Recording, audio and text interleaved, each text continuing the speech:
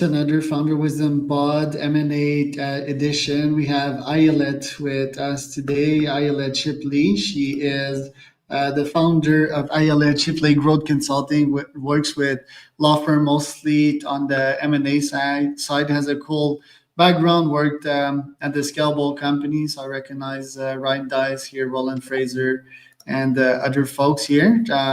Eager to talk about corporate development, deal management, business strategies, M&A. She's orchestrating impactful deals by leveraging the human and business perspective in Austin, Texas. I'm in Oaxaca, Mexico. Podpare.com is presenting that one. If you seek to start a podcast and get more M&A deals in the pipe, more investors, you can go to podpare.com. We have a special program to get you started this week. Hi, Ayelet.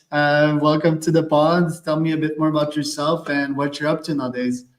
Yeah, absolutely. So I was never supposed to be in this crazy M&A world. I originally was on the track to be a therapist.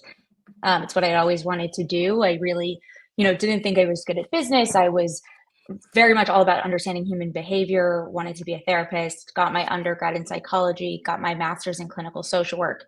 About halfway through my master's degree, I ended up going to like an entrepreneurs conference, like a Russell Brunson conference. And it happened to be the week after they had told me what my starting salary would be as a like beginner therapist social worker in New York, which was $45,000 a year. And I was like, yeah, there's just no way that's going to work for me. There has to be a way that I can use the same talents I have and apply it to a different industry. And so I started going around and asking entrepreneurs a bunch of questions and said, like, what's the biggest problem in your business? And they all said sales. And, 22-year-old me was like, I could do that. I bet you I could do it. Give me your leads. Let me start taking your calls. I ended up starting to just become really good at sales and business development and high ticket sales.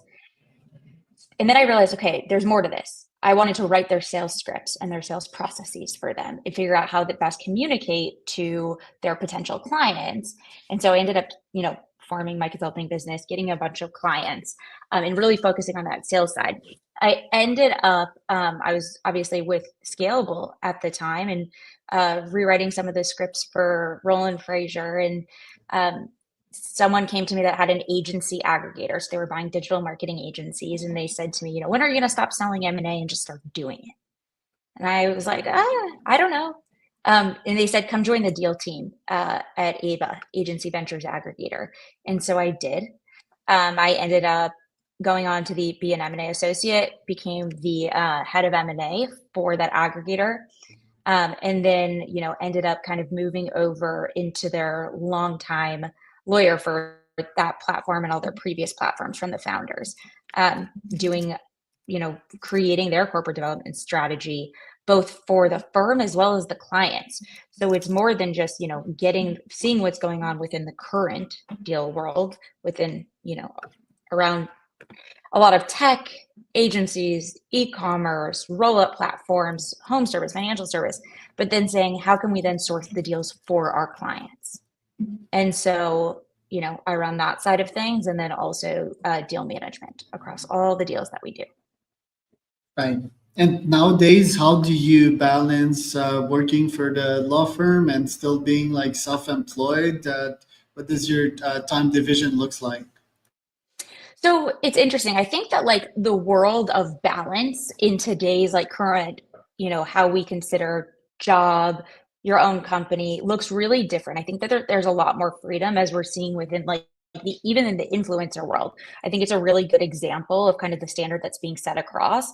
You can do a certain type of thing, but then it benefits, multiple sides of companies, right? You can, be a contractor in terms of like for a company, but then you can be doing multiple things that, to create other branches of companies, right? Being more entrepreneurial as an entrepreneur, right? Finding the opportunities within certain companies to be able to grow and expand from within it, right? And so that's kind of, I look at everything from a holistic perspective, right? So while my time might be largely spent with one company at a certain point in time, it might be spent with 10 at another. But even if you're just with one largely, you might be doing 10 different, sourcing activities for 10 different clients or 20 or 30, right? So it's not about balance, it's about finding the right opportunities and being able to expand within it.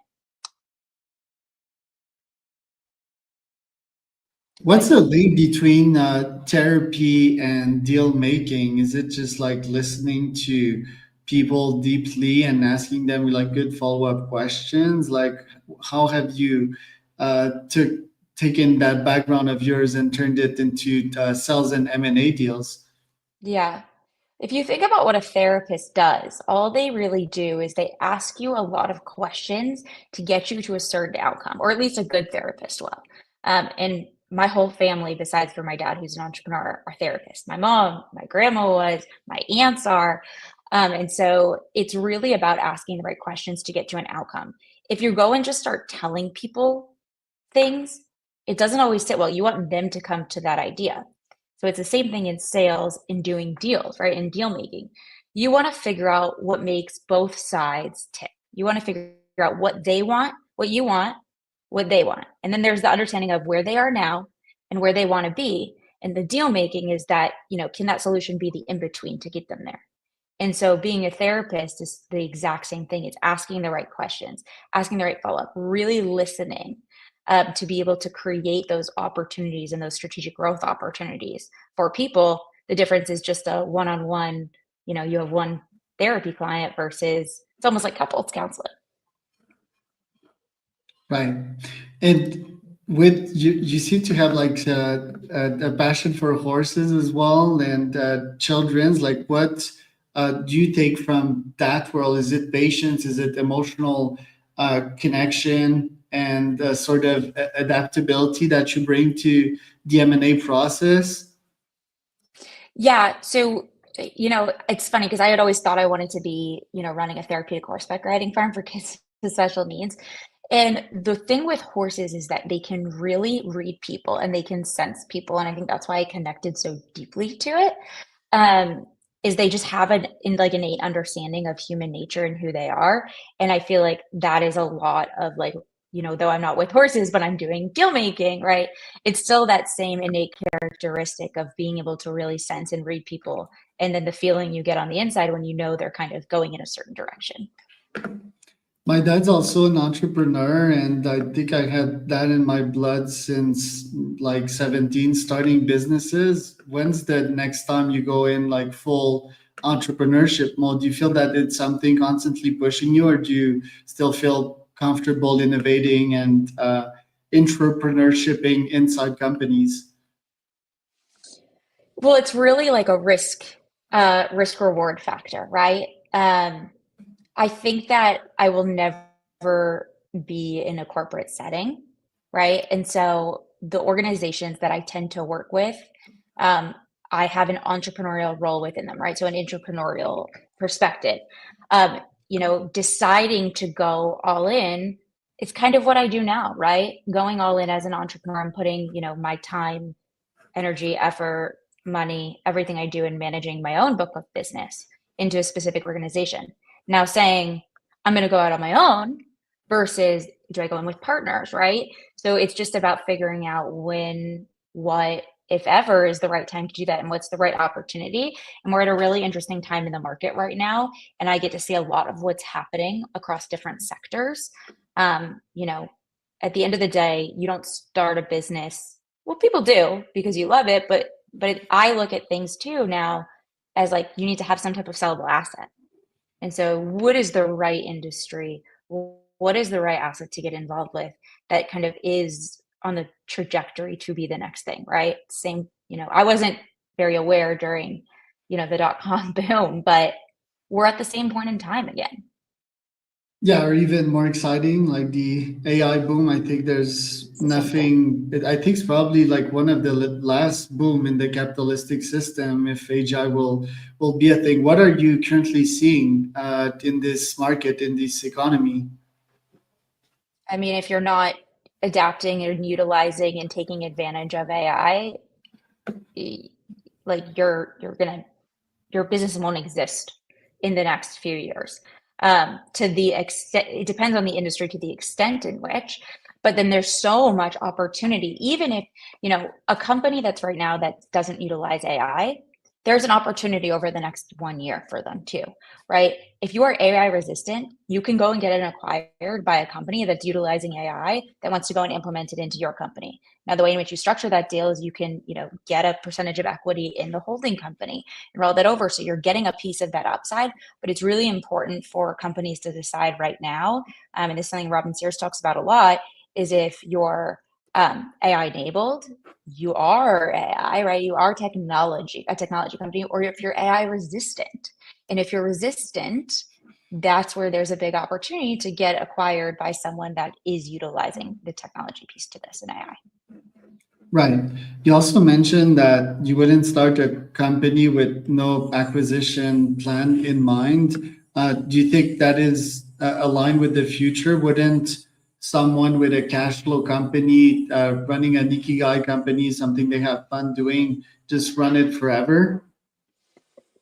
I mean, what does forever mean, right? Like, does this mean, I think that like building a company with a thought of you will get, you want to be able to sell your company one day, whether that's when you're 50, 60, 70, 80, to be able, I think money opens up opportunity, right? And so just the ability and the having options in life is really important.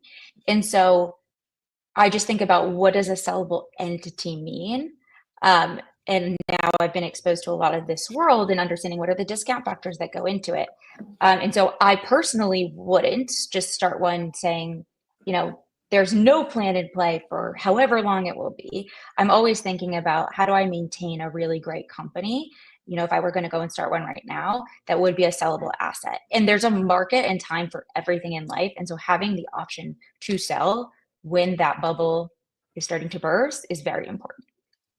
And what do you think about the solopreneur with multiple AIs running the show and just building their audience and using their personal name? That's probably what I'm referring to, like a personal newsletter that's paid on Substack, and someone is just constantly nurturing their audience. I understand that the response is probably and so have that, but have also like sellable businesses on the side. What do you think about this personal brand economy instead of building an LLC? Yeah, I mean, personal brands are everything right now, too. Like in the world of social media and what we see, your personal brand is everything. And newsletters are actually huge right now. I was just at an event, and the founder of social media marketing world was talking at it. And the more you own a community and own a conversation, the more value you add into this world. And so that even does become sellable, right? It might not, if it's named with your specific name and like you're the only one, it might not be worth as much as that, if it's under something else and you have multiple people under you, you have other coaches, other contributors into the newsletter. So it's not just so dependent on you, because what someone's going to look at when they're going to buy that is they say, well, we'll discount the value of it if we bought you and God forbid 2 days later you got to buy a car and then there's nothing for us to do with that anymore, except for to maybe, cross sell from your list, right? That value is then lower than if you had other people working under you and contributing. And what are new age assets, for example, subscribers or AI prompts or automations and systems? What have you seen in new business sales that have taken way more value as of late? Yeah, this is a conversation I was just having with a friend yesterday who has an AI implementation agency. So she goes actually into the agencies and, implements AI services and operations into their business. And she's absolutely incredible. Um, there are not a lot of people that are actually doing this well. She happens to be one of them. But it's, and I just saw an article about this morning, and this is actually something my dad and I were talking about, is there's about to be a commoditization of these services. It's the same with like how websites were back, in the website building agencies. Eventually, like you can just do this in house. It's really simple. There are tools to be able to do this. So there's a lot of services that are charging a lot of money and there's a lot of opportunity. But in a few years, is that service obsolete? right? So AI implementation is a very big service right now, and there's opportunity. It's just the question of how are you going to adapt and change and figure out a model that's going to be sustainable. And how are you using AI in the M&A process? There's so many steps in a deal, right? Like tell us about where AI is used in there. So, one of the studies, I think it was a McKinsey study that came out right now, said that the biggest place that AI is being used within M&A is obviously deal sourcing. There's just so much out there in terms of people and data, and there are some incredible websites and platforms that are being used. Source Scrub is definitely one of them that I really like. But there's a really big opportunity with an integration and planning for integration, because that's typically where the deals fall apart, right? Is on the back end, of failed integration. All of the information and the data you're getting in due diligence should be informing your integration plan. Um, and so there is, there's platforms out there and there's information, but combining the data you are getting within the due diligence and deal sourcing process, everything from looking at, what are the social interactions of people between the companies to the financials, right? And the nitty-gritty that you always look at in a deal. That needs to be informing what you're going to do post-acquisition. And that plan needs to start day one. And so AI is being used across the entire fold. It's being used in closing checklists and due diligence and deal sourcing, and you name it. Um, and there's going to be a time, we were just talking about this at the event, that AI is used across the entire M&A process without people for under a certain $1 million threshold. And if I'm selling my business, how should I use AI? Just like presenting the data in a clearer fashion or taking notes during the meeting and adapting my proposition to the potential buyer? Well, there's kind of twofold with that, right? So, like, when you're using it to value prop to a certain buyer, I think the first thing to say is like, at the end of the day, your value prop is your value prop.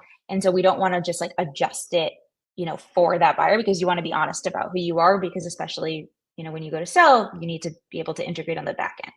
However, when it comes to like even finding the right home for a potential for a, if you're going to sell your business, um, going and looking at who are the players online in terms of utilizing technology and AI, plugging your value prop in and finding lists that align with it, and then playing with GPT or Claude, or in Perplexity, right? You need to be using all of them to figure out how could we find the best match? Who should we be going out to? Now, I think that like they're still bankers have a massive, value to add when packaging your business up for sale. But it's, there's a lot of work that you can be doing on your own at first to start with it. Right. And what about pulling a list of 100 public companies, right, in a specific niche that would buy my company? There's their 10K statements and with their challenges and objectives that are actual, right, for Q2, Q3, Q4. I feed that to an AI, and with that, I could find the best potential buyers and tailor my outreach to that. Like, hey, you might be facing X challenge for Q3. My business does that, and it would be great to integrate. What do you think about that idea? So first thing is like, I don't necessarily think like the public it depends on how big your business is, right? If we are a, lower middle market company, going out into the publicly held companies isn't necessarily the right way to go about it from an outreach perspective. What I would say is you want to start figuring out, you can even look at what are the trends from those big companies? What are they looking for? Because they're going to, start to be on the forefront of where this economy is moving, and what are they looking for? And that starts to play into the storyline in terms of actually going to source potential acquirers. You don't want to be looking at the publicly held. You want to look at the strategics. You want to figure out, you want to use technology to form the narrative that you're going to go to market with based off of what the trends you're seeing. And you can have, GPT's newest model go in and do deep research on this for 30 days and act as, the best investment banker at Goldman Sachs and really focus on what that would be, and then plug in what you're doing to it. Right. Yeah, the real time aspect's quite fascinating as well because people and markets change so quick and their needs too. Final question for you. Agencies, they're one of my favorite business model. I don't start an agency necessarily to sell it. I start it as a lab to fuel my other ventures. It's like pure cash flow plus I get super duper good insights from my clients, right? Which I can use to start more SaaS, more paid newsletter, and new age models like that. Do you still think that agencies scale, and do you think that they can be sold? Because most people I speak to, the max client contract they will sign is like 12 months, and that's if you're really, really, really good. So do you still think that people can start and sell agencies, or should they just Yeah. use it like my model, which is like experimenting and scaling the rest of your empire? I mean, we sell agencies all the time at my firm. And I was at an agency aggregator before where I was buying agencies where I was the director of M&A for it. Like agencies are buying and selling all the time, especially because we're in such a creator economy. It's about what industry are you going to build your agency in? Where are you going to focus? What's your niche? But 100%, you just have to make sure it's, positioned properly. But agencies are started, scaled, and sold constantly. Um, that's not going away. Like companies still need implementers between the software solution and yeah, and them is what you're probably saying. It's just that yeah, it's getting so competitive, and why wouldn't a company buy systems instead of SOPs in the age of AI? Like most agencies don't have much systems. Very few will use like automated stuff that can be bought and reproduced, right? If they're not That doing it right now, then they need to be, right? And so right. the ones that are going to be sold in the next, year, and by the way, the ones that we're selling do have systems and they have processes and they have some type of value to the market. If they are an influencer agency, they own those relationships. Relationships are so very valuable, especially within this creator economy, right? You own these relationships with brands and influencers. That's huge. They do have systems and processes. It might not be to the extent in which you'll see a software platform have it, but there's also a lot of these agencies are utilizing specific platforms and are not necessarily tied to one platform, but they have the ability to use multiple, creating opportunity to come in and replace and improve. And so as long as an agency is using the right tools, 100% they can be sold. Ayelet, thank you so much for being on today. Where can people find out more about you? Yeah, absolutely. Say LinkedIn is the best place to find more about me. Feel free to message me on there. Everything you can do to contact me, I'm constantly on it. Great connecting platform. That was Ayelet Shipley and Charles Cormier for another